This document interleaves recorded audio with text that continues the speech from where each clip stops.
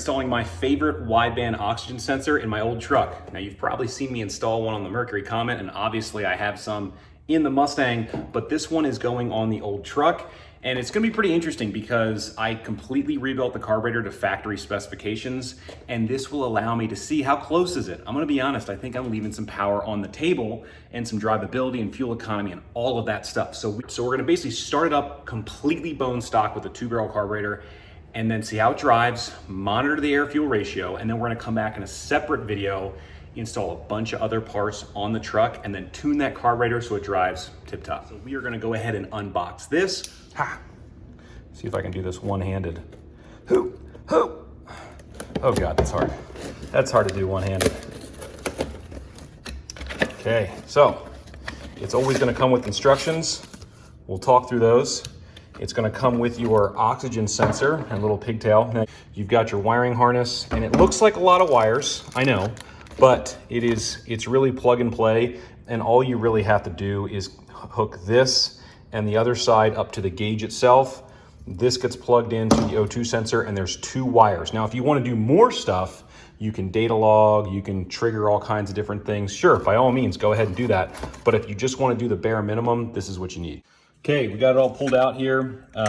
Very low profile. I swear these things may have gotten smaller over time. I could be wrong. You let me know in the comments, but pretty standard connection here. You just got your little jam nuts to install it in your dash or in a bracket or wherever you want to go. And like I said, there's just 2 plugs here. So one plug is your power side and the other goes out to your sensor. And these are already pre-terminated on this side. So it's very obvious kind of where they go. They just plug in. And they give you a lot of lengths you can get from wherever you are inside the car down to underneath the car safely. They do come with a weld-in bung, so if you're doing this, you're gonna have to have a welder to install it. And they come with a couple of little connections, whether you wanna do, you know, crimp or solder or whatever. Now, the only thing that they don't come with, and if you scan these instructions, wherever they're at, the instructions, it will tell you is they want an inline fuse. So we got the mini style inline fuse. That's the part number right there. These are like $4 or $5. And then you got to pay another $4 or $5. So about $10 for all this stuff. And you get some 5-amp fuses. We are going to install this in line with our power side so we protect the gauge. And I'm going to do one extra step just in case I want to replace this or swap it to another vehicle. You don't have to do this, but if you have access, this is really nice. I'm basically going to make another connector so I can unhook this from my car altogether. So, you know, again, you don't have to do this if you don't want to, but if you have access to something like this, we can make this so that if I ever wanted to take this, let's say I wanted to take this off the truck and I wanted to install a second one on the Comet, completely just unplug everything, plug it back in. I think that makes it nice. And all you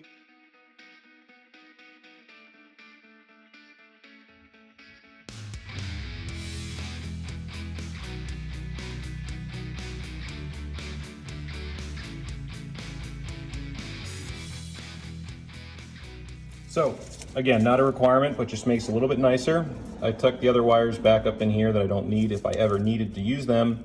They're just like right here. I can pull them out and hook that up and still have all the functionality of the AEM wideband. But for right now, simple wiring. I've just got my 2 positives switched and my negative. And then basically this will plug right into that. So that'll plug into that. This side will get hardwired. I didn't trim any of this yet or any wire loom, but that'll get hardwired inside the truck. And then if we ever wanted to remove the gauge, we just unhook the connector and then everything can just pop right out and be swapped over to another vehicle. So leave that up to you. You can by all means use these connections in here and be totally fine, but I think that makes it just a little bit nicer. Safety first, we are gonna undo the battery. And I'll be honest, I don't always do this, but I do plan to have the doors open. It's very hot in here. It's like, geez, almost 100 degrees in the garage. I don't have AC. I'm gonna have these doors open on the truck, and that means that the door light will be on. So just so we avoid any kind of, you know, battery drain, we'll just go ahead and disconnect the battery, and then we don't have to worry about it. Next thing you wanna do is figure out where you wanna install the gauge. Now in the past, I've installed these gauges down underneath the dash, but I've already got quite a few gauges underneath the dash right now. My dash right here has this totally broken, some previous owner installed it, oil pressure gauge, and I've got a working one down there that I installed. So I think I'm gonna take this out and put the gauge in right there, and that way I can easily see it when I'm driving, and hopefully I'll be able to access some of the wiring that I tied into previously to power my gauge. It's like they knew you were going to work on these old Dodges. The dashes are perfect for holding screws. Here's that piece popped out in this old gauge. Now we're going to see if we get lucky because it may fit in here perfectly or it may not. So we're going to go over to the bench and just try and eye this thing up and see how close we're going to get to this actually working. Okay, so some good news and some bad news. The good news is this fits perfectly this way, but the bad news is when you flip this over, this has got this angle to it. So if this were sitting on the other side, you know, like so, and you to try to take this piece and set it in here, it's not gonna perfectly fit. If this little radius wasn't on here, it would, but I think we can modify this. Went over here on my sander and just barely took a little bit of that off, okay? Just thinned out that edge right there, try to put a nice radius on it. So you can really not even tell. And you wouldn't have to do this unless you're installing it like I am, but now it perfectly fits. Like I said, it perfectly fits. You gotta sit here and play with it. Got her in there, all nice and tight. And then we can loosen it up and get it angled just perfectly for how we want it, but super happy with how this is gonna look. We can test it in the truck just so you can get an idea of kind of what it's gonna be like. And it'll be super visible from where you're driving. So if I just set it in place here, that's what it's gonna look like. So the next and very important step is finding your switch 12 volt source and your ground. Now, when I had wired in these gauges previously, I'd installed connectors like you saw me do a second ago. So I kind of know that of these 3 wires, I've got a 12 volt switched hot, a ground, and then likely a 3rd wire that when I turn my lights on, it kicks the gauges on, which I won't need for this install because the wideband is on at all times. But I'm gonna show you how I probe for this so you get an idea of how you might do this. So the idea is, I've got a brown wire down here, which I'm fairly certain is a ground.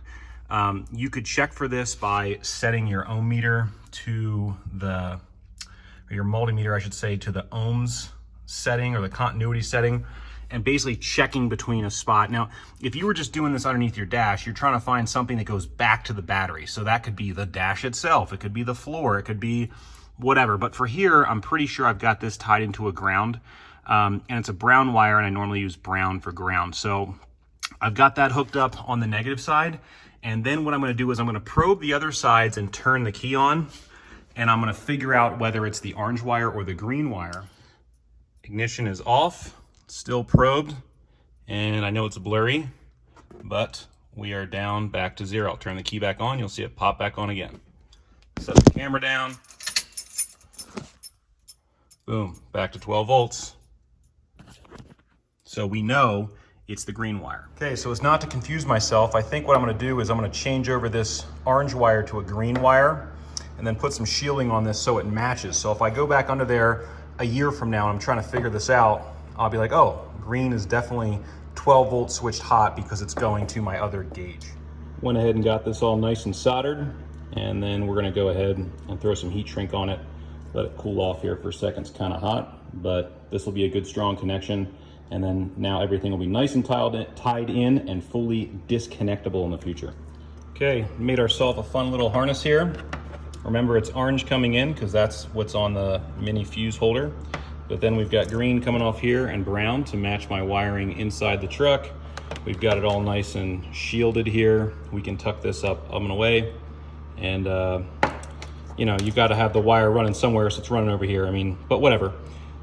This will be totally functional. You can pull on this, tug on it, and you're gonna be totally fine. You'll have a nice, strong connection. Everything is now plug and play. Let's go install it in the truck.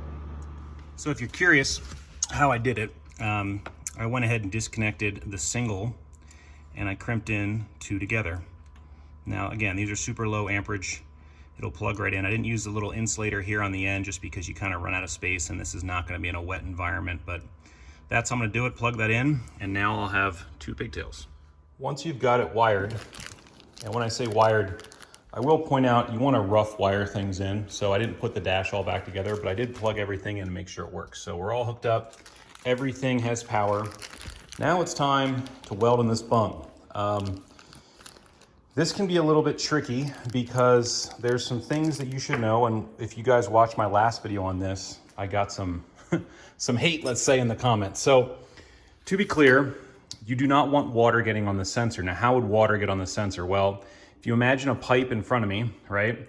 If this is sitting down here on the bottom, water could collect condensation, it could hurt the sensor. So really what they say is they want it at 10 degrees, meaning they just want it up somewhere. It could be at 90 degrees, it could be over here. They just don't want it collecting water. So you want to find a spot where you can weld the bung in. And you know, the other thing is, it's kind of two things. It really depends on how much room you have underneath. We'll crawl underneath the truck in a second and I'll show you what I mean. But you want to be able to make sure you can get a full weld around this. And also, you need to make sure that, you know, you can actually get the sensor in, because if this is too close to like a frame rail or something, you've got this space. Last thing I'll say, after you weld it in, and I'll show you that whole step, don't plug this in before you screw that in. Screw this in first so this can free spin, and then plug it in so you don't twist all your wires up. Some people do that. It's not a good idea. Okay, we're down here underneath the truck, and you know, in a perfect scenario, if you had a Y pipe or something, you could install this in the Y. Now the part with the taper is what's going to go in towards the pipe. So this side, I kind of have the best room, and you got to be able to get a drill in. You got to be able to get your bung in, and you got to be able to weld all the way around it, and sometimes that's difficult. So I think we're going to go somewhere kind of over here, maybe kind of like so, but I got to be able to get my welder in there around all of it. So, you know, again, you don't want to go like this, that's bad. But you know, people yelling at me for doing something like this on the side, I'm gonna be honest with you, any condensation is going to run down, it's going to run along the bottom. You just don't want it all the way at the bottom. So if you cheat a little bit and you're a little bit off of 90 degrees, trust me, you're going to be okay. In case you were curious, 7/8 of an inch is the OD of what you're going to need to drill a hole. Step drill is going to be your friend here. I'll show you an example of a set that I have, not in that drawer. Here we go. I've had these for a long time and they work great. It's funny, it says Nico Tools or Nico Tools USA. They are made overseas, says China, which is a bummer, but these have worked well for me. I highly recommend these. I've had them for a long time. They just keep on kicking. So 7/8 of an inch, and then we're gonna try and get that super rusty exhaust as cleaned up as we can so we can get a decent weld on there, and then go ahead and weld this in place.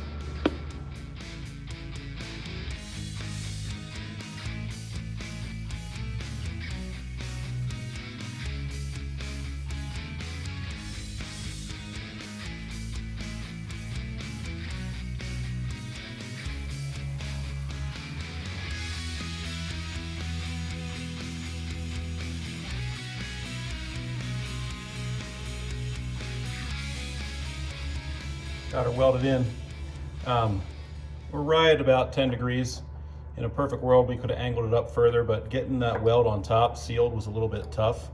The goal here is not to be super pretty, it's to be leak proof. You don't want any air wisping out past the threads, like if the sensor wasn't tight, or the weld was poor, or there was a leak in your exhaust right near there, because you want to get a good read on the sensor. So got this one in there, and then we're going to go and figure out where we can snake the rest of this through and tie it nicely out of the way.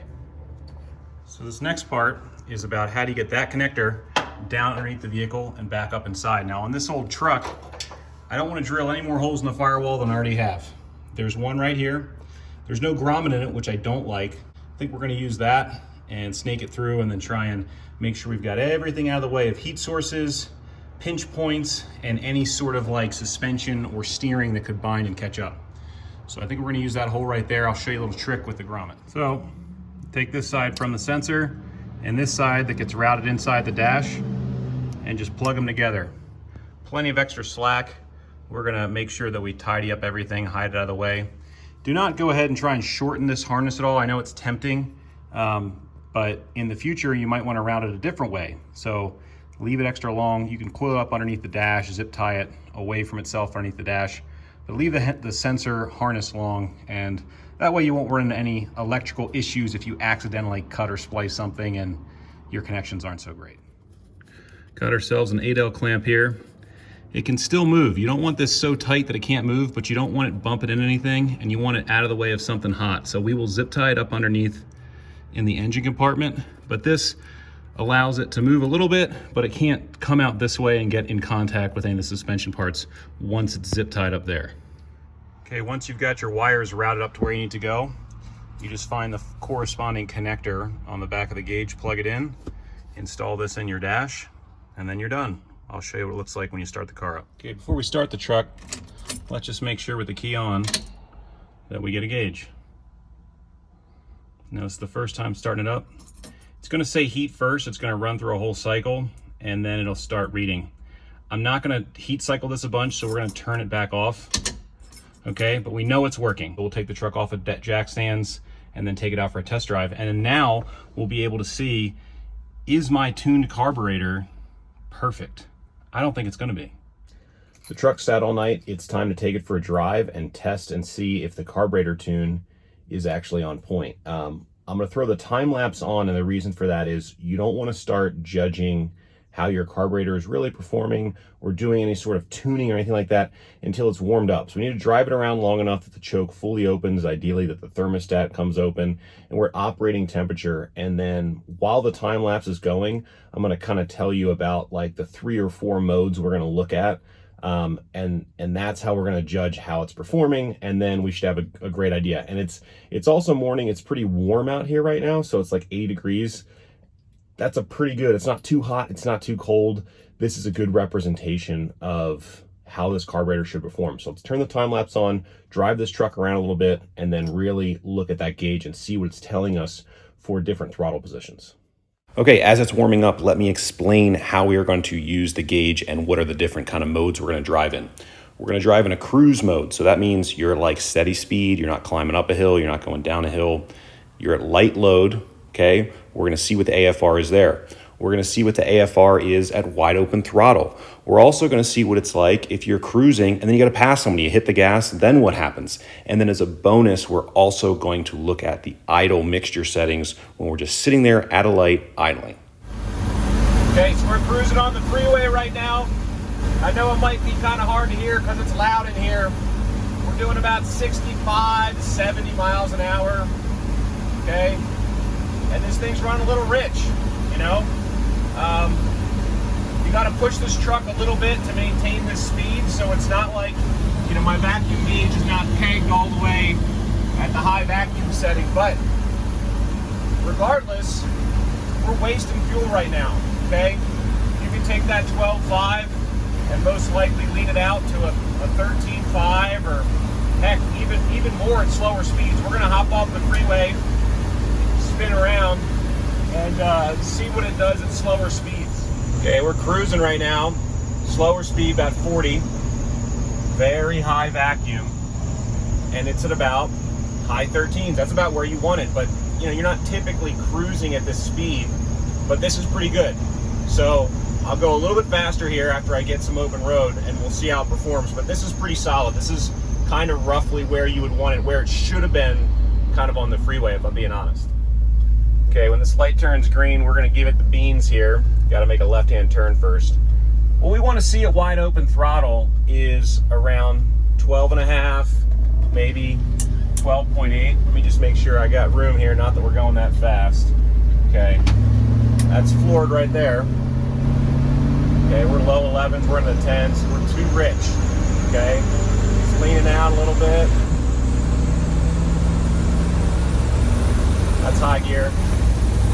So it's not super far off, but again, it's a little bit on the rich side. Okay, that 10, not really what you want. You know, when we started getting up, going a little faster, it got a little bit better, but I think it's still a little bit too much fuel. So the other area to talk about is that transitionary period, right? So we saw what it was doing at wide open. We saw what it was doing, you know, at kind of a light cruise. And we're at a light cruise right now, and it's honestly not too bad, but we're at a slower speed. So it's maybe a little bit rich on the freeway. It's not too bad around town. Now, if we grab the gas,